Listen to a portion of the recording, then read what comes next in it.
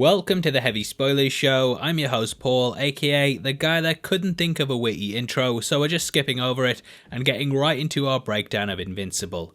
The first 3 episodes have just dropped on Amazon Prime Video, and throughout this we're going to be breaking down all the story, Easter eggs, and the way the book handles things differently. Robert Kirkman recently stopped into Kevin Smith's podcast Fatman Beyond to promote the show, and he said that because he wrote the original when he was about 23, he'd come up with a lot of new ways to handle a storyline, and those changes are clear right from the off. I've recently been a bit of an Omni-man myself and gone through the Omnibus, thank you, and I was surprised to see how differently things were handled. What do you mean that was a crap joke? Anyway, one of my biggest criticisms about the work is that things come very easy for Invincible early on. Though this sets up the big plot developments that I won't spoil here, the first 3 episodes definitely put way more roadblocks in Mark Grayson's way, and it also introduces several characters far earlier than they appear in the source material. Now we open on 2 security guards at the White House discussing superhuman evasion training before the conversation moves to one of their stepsons. This guy talks about going to London with his boy Matt, and the introduction of episodes 1 and 2 mirror each other quite a lot. Similar to what we see here, we get 2 people talking about family in front of a famous building that switches from the White House to Buckingham Palace. We learn that Matt has had a rough time, and it's clear that his stepdad cares about him greatly, even though they disagree on certain things. This father and son relationship is very much going to be mirrored in Nolan and Mark, who too will have to tackle their differences the further we get into the story. Unfortunately, this touching intro is broke up by the arrival of the Mauler twins, or rather clones. Though they look like your typical super thugs, the pair have a genius level IQ between them, and this has allowed them to master several things such as cloning.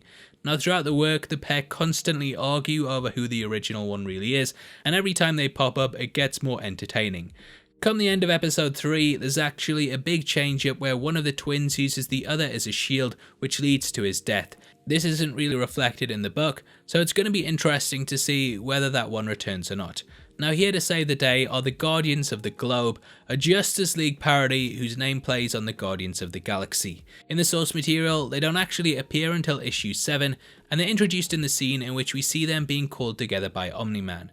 Amongst their members are Darkwing, a Batman parody, Red Rush who is the Flash, War Woman and Martian Man, as well as the funniest Aquaman parody I've ever seen. Now I actually love getting to see these in action, as in the comics they're taken out almost immediately after we meet them. Here we see them with their powers fully on show, and the animation is also handled by the same team that do a lot of DC's animated movies. It perfectly sets up that these are the heroes on Earth, and also leads into why Omni-man does what he does. Now their backs are against the ropes until he shows up, and it seems like he's Earth's perfect protector. One thing I always wondered with the character is whether he was purposely supposed to resemble J. Jonah Jameson, or if that was just a complete coincidence. My itch over this has not been scratched, and it has been made even worse by the fact that he's now voiced by J.K. Simmons, who of course played him in the Spider-Man movies. If only there was some way I could quickly find out whether that's the truth or not. Now, as for Omni-man, in the first couple of issues of the comics, he informs us that he's from a planet known as Viltron, which possesses a highly advanced civilization. The people of the planet are very much gods, and throughout the universe they've sent their scouts to apparently be the protectors of peace and justice. Throughout the work we learn a lot more about Viltrum and their overall plans in the galaxy that I think a lot of people who don't know the surprises are absolutely gonna love. The older Viltrumites are, the slower they age, and on Earth Omni-man adopted the name Nolan and became a best-selling author. With his wife Debbie, voiced by Sandra Oh, they raised their son Mark, who is voiced by Stephen Yen. The family, known as the Graysons, are of course named after Batman's sidekick Dick, and Mark himself even looks like him in several ways. Now we are introduced to Mark reading a comic called Saint's Dog, who we learn is a master of the metaphysical arts. When we see it in a poster, it does look like it's wearing a Doctor Strange costume, so in my opinion it's definitely tied into that. I'm guessing he's sort of playing on Crypto and Ghost Dog too, and hey, whatever happens, yeah, get us more Seance Dog. Now Mark spent most of his life waiting for his powers to manifest, and he's lived a pretty normal one aside from having a superpowered father. In school, Mark wants to stand up and do the right thing, and at one point he attempts to get a bully named Todd to stop harassing a girl named Amber. This goes badly and he gets the crap kicked out of him. Now, why I was talking about how easy he has it in the source material is because when Mark first fights Todd, he already has his powers, so it's very one-sided. The same thing happens at Bergamot, and Mark quits his job, no questions asked, which doesn't even annoy his father. I'm glad they took the time out properly to put obstacles in his way, so it's not just an easy ride, as when I was reading it, I did think, yeah, this guy's just got no challenges in his life. Now, similar to the book, Mark discovers he has powers when taking out the trash at Bergamot, and he learns to fly with his dad. Initially, in the work, his powers were thought to be solar-based, similar to Superman's. However, he can operate fine without being powered up by the sun, making him far superior. Upon returning home, Nolan states that he wishes Mark hadn't got his abilities at all, as this does complicate things quite a lot. Clearly, he now has more of an attachment and knows the perils his son will face, but if you've read the book, then you'll also understand why this talk has a lot of subtext to it. I'll stop glossing over stuff like that though, and just focus more on the initial episodes that we get. But yeah, definitely read the comics because you're gonna absolutely love them. Now, another interesting change up is that his school life is very much kept separate from the power side of things, as in the original work there was actually a plot involving a teacher that was kidnapping students and strapping explosives to them. Todd tries to beat up Mark, and when he fails, the latter realizes that he needs something to punch. Donning a homemade costume, he travels out to stop some bank robbers that are in league with a supervillain called Titan, who's voiced by Mahershala Ali. Titan is basically Johnny Storm with rock powers instead of fire, and he even encases his body in stone by saying "rock on." This entire scene is taken directly from the comics, and it's an awesome first fight for the character against someone that will be popping up later down the line. Shortly after, his father takes him to a superhero tailor named Art Rosenborn, who's voiced by Mark Hamill.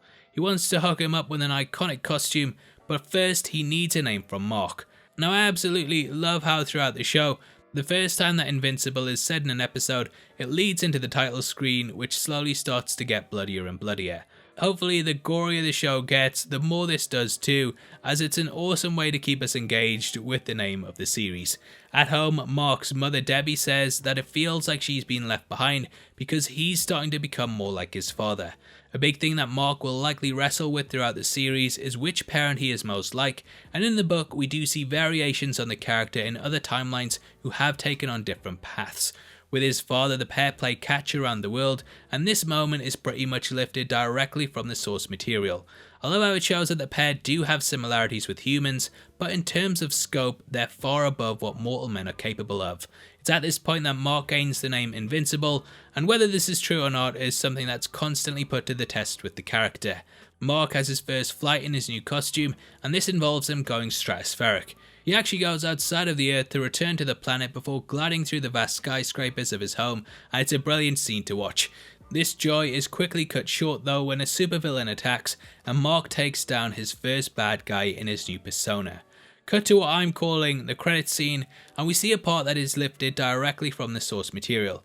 As mentioned earlier, this is how the Guardians of the Globe are introduced in the comics, and we see them being called together before they're brutally murdered by Omni-man. I absolutely love how Red Rush talks about how, because he's so fast, even small conversations feel like agony, and it's difficult to keep his attention. This is something that Barry Allen has also wrestled with, and across the globe we see Immortal taking on a villain who is similar to the Vulture from Spider-Man. In the comics we learn that this bad guy actually has cancer, much like the Vulture did, but Immortal doesn't web him up, and instead just tosses him into space. Aquarius is in his home of Atlantis, which also seems to be based on the Gungan city in the Phantom Menace, and it looks like he just sits about waiting for stuff to happen. Jump to War Woman, and we see her as a CEO of a company, which is something that DC have done with Diana Prince from time to time. In the comics, this scene showed her with a girlfriend, and the pair were attacked by the God of War, who was obviously playing on Ares. The team unite at their base, and we realise that they've been summoned by Omni-man, who shows up and absolutely annihilates them.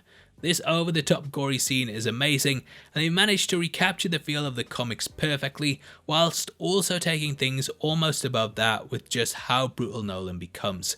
I loved watching Red Rush punching him as his head was crushed, and it let us know instantly that this wasn't your typical superhero cartoon. Now, a big difference to the book is that Omni-man remains with the bodies of the Guardians, whereas in the source material he flees. This makes the government not really have a place to start when investigating the character, but here it's clear straight away that they know something could be off with him. The Immortal is beheaded, but as I'm sure you can guess from his name, he can be resurrected, and this is why we see his body being sealed and taken off in episode 2. Here we see the other side of Matt and his stepdad's trip as the pair visit London and also discuss tyranny and the Queen. Matt states that though the old lady looks sweet, she actually comes from a long line of tyrants, and this is of course reflected in Omni-Man, who seems like a good guy but clearly has a darker side to him. The Bergamot trash bag Mark Toss too shows up at this point, and it segues beautifully into the cleanup of the Guardians of the Globe. Now it's at this point that we're introduced to Cecil Stedman, who shows up way earlier in the story than he did in the comics. Stedman, voiced by Walton Goggins, is the head of the Guardians, and he's such a high-ranking member of society that the CIA don't even know he exists. He has a teleportation device that apparently costs the taxpayer millions of dollars every time he uses it, and he becomes very much the person that sets the missions for Mark. Deb is worried that Nolan hasn't come home, and this is sort of reordered from the comics, as he actually got trapped in the dimension that he does at the end of the episode, which caused a lot of her anxiety. Here though, it's because he's recovering from the attack on the Guardians, but I do appreciate how they change things up. With Omni-Man and the Guardians looking a little worse for wear, Mark goes and takes on the Flaxans, and we learn that when they're in our world, they age rapidly. This makes them call off the invasion, but they do return throughout the episode to try and invade the planet. Now through this action scene, we're introduced to the Teen Team, a play on Teen Titans. Headed up by Rexplode, their members include Duplicate, Robot and Atom Eve, who becomes a big character in the series. Eve is one of the most powerful heroes in the Image Comics universe, and she has the ability to rearrange matter at a molecular level. However, because she's just a pretty girl that occasionally shoots pink lights out of her hands, that's all she's ever really seen as. Even though she doesn't wear a mask, she's not recognised in high school, and the series very much follows her as she gains her independence. Dating Rexplode, the character is cheated on and put through the ringer, but to me, she's absolutely the best character in this series. Now, a love triangle sort of develops between her and Mark and Amber, which too reflects the journey with his parents. He has someone that he could live a superpowered lifestyle with, or a more grounded person that will bring better focus to his humanity. Mark's personal life definitely takes a bigger focus in episode 2, but we also see more action when another invasion happens. In the comics, we discovered that in the Flaxans dimension, the time between invasions was 30 years for them, so they could work out the kinks in their rapid aging on Earth. They now have bracelets which counter the effects, but Invincible and the Teen Team manage to take them out. Nolan comes out of his coma, and above the house, he and Mark practice fighting. Cecile comes in and informs them that a threat to Earth has returned, and over the decades an attacker known as Alan the Alien has arrived to take on the planet's best champion. This is to test Earth's defences, and typically Omni-Man has handled this. However, Mark has been given the job this time, and he actually talks it out with him. We discover that Alan was assigned to Urath and not Earth, and he goes back to his people completely embarrassed. He does return later in the comics to fill in one of the bigger mysteries, so keep an eye out for the guy, and also shout out Seth Rogen for doing the voice. The invaders return once more, but this time they're beaten by Omni-Man, who travels into the dimension with them to destroy them from the inside. Debbie is no longer worried about him being missing, and she has accepted that he's gonna be okay. In the Flaxans dimension, Omni-Man says, "You don't understand, Earth isn't yours to conquer, and if you know of how things go, then you'll understand why this line has such importance." Nolan spends 3 months there wrecking shop, and the Flaxans open a portal for him to return home in. Back on Earth, it becomes public knowledge that the Guardians of the Globe are dead, and we jump to episode 3 and see a ceremony for the group. I was kinda gutted that Savage Dragon from the Image comics didn't show up here, as he did in the source material, but I guess they're just trying to keep the universe streamlined. This event develops into their funeral, and we see as Nolan gives a touching eulogy on them that describes their lives, which are heavily linked in with their DC comic counterparts. This includes Martian Man, who was ousted by his own people, and War Woman, who came from another time. Now it's at this time that the demon investigator Damien Darkblood starts to narrow in on Omni-Man. The government put a surveillance team on the house, and this wasn't the case in the source material, as Omni-Man didn't remain at the scene of the crime, so he was never a suspect. Robot, voiced by Zachary Quinto, is signed up to create the new Guardians of the Globe, and we'll discuss later on what his overall plan could be. Mark reaches out to Amber, but he quickly sees firsthand how difficult it will be to balance a relationship and be a hero. In the comics, he and Amber have a very strained relationship because he has to keep nipping off whenever there's a problem, and this adds a lot of dynamics to the triangle between her, him, and Adam Eve. Now, speaking of Eve, she catches Rexplode cheating with Duplicate. I don't know if this counts as a foursome or if it's just a onesome because she can copy herself, or is that a twosome? I don't know. Either way, I do feel like this references the scene in Watchmen in which Silk Spectre catches Dr. Manhattan duplicating himself whilst the pair get it on. That might be a reach though, or rather a reach around elsewhere. Auditions are held for the Guardians of the Globe in an arena that seems similar to the Danger Room from X-Men. This recruiting new members storyline is a staple in comics, and my favourite take on it is in JLA by Grant Morrison, which led to Green Arrow being recruited to the Justice League. Several of the applicants here stand out, including a Gorilla Man, which is riffing on Gorilla Grodd from The Flash, and also a woman known as Shrinking Ray, who can change her size, similar to the Atom and Ant-Man. The new team also includes Black Samson and Monster Girl, who is a 28-year-old that's been cursed with her body clock going backwards, which means she constantly gets younger. She can also transform into a giant green monster similar to the Hulk, and she kicks the crap out of Rexplode. Now, she has a lot of similarities with Robot, even if she doesn't think so. Similar to her, he's judged a lot on his appearance, but we see throughout the comics that he has humanity within him, which we'll no doubt be covering in future episodes. Amber shows up to Mark's, but he's called out to fight someone attacking Mount Rushmore. Ripped directly from the comics, this villain says bow down before Dark Seismic, which is a play on bow down before Darkseid. Atom Eve and Invincible team up to take him on, and we discover that he has bracelets which shoot seismic waves similar to the Shocker from Spider-Man.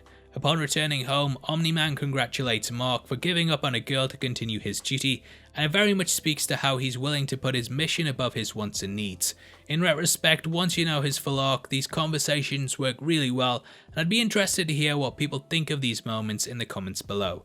Eve takes down the photos of her and Rex and quits the team before travelling to Mark's to see him kissing Amber. At this point, she is very much carving out her own niche and making it on her own. We then travel to a supervillain prison similar to the Raft or Belle Reve, and also see a guard who reminded me a lot of Steve Rogers. In the cells are several characters playing on villains like the Lizard, Killer Croc, Multiple Man and Wendigo. We see that the Mauler twins are prisoners here, but Robot then frees them. One of the twins uses the other as a shield to escape, but I do feel like there will be more cloning going on, as in the comics they're pretty much always a double act. Now, we will be discussing why Robot probably did this and some of the big reveals from the comics, so if you don't want it ruined, then I recommend that you turn off now. Also, thanks for sticking with me this far into the video, and make sure you drop a thumbs up if you've enjoyed the breakdown. Anyway, Robot freed the characters because, due to their scientific minds, they're the only ones who can bring the immortal back to life. In the comics, they regenerate his body, and he seeks out revenge for Omni-Man killing him. Now, why Omni-Man did this is also another thing I think many of you will have questions over, so I thought we'd discuss it here in the spoiler section of the show, just in case you can't wait. But if you can wait, get the hell out of here, turn the video off. Now basically, Veltrum isn't this peaceful planet that we're led to believe, and the people of it are actually conquerors that travel through space enslaving planets. Because Earth has defenses like the Guardians of the Globe, it's almost impossible for a superpowered being to swoop in and just take things over. Thus, Omni-Man has been used as a sort of Trojan horse. The Viltrumites typically send a superpowered being to the planet, and they then have them masquerade as a hero. This allows them to carry out guerrilla attacks to weaken the planet's defenses, and this is why Omni-Man destroyed all of the Guardians. I'm guessing the same thing will be happening in the show. However, judging off the way that everything's sort of been changed, they could go in a different direction. Either way, what a great collection of episodes, and obviously I'd love to hear your thoughts on them in the comments below. As a thank you for interacting with the video, you'll be entered into a prize draw on the 31st of March, in which we're giving away 3 copies of a Marvel 4K box set of your choice. All you have to do to be on the chance of winning is like the video, make sure you subscribe with notifications on, and drop a comment below with your thoughts on the episodes. The winners of last month's competition are on screen right now, so if that's you, then message me on Twitter at Heavy Spoilers. If you want something else to watch, then make sure you check out our breakdown of Falcon and the Winter Soldier, which will be linked on screen right now. We've gone over the entire episode from top to bottom, so it's definitely worth checking out if you want to know more. With that out of the way, thank you for sticking through the video. I've been Paul, and I'll see you next time. Take care. Peace.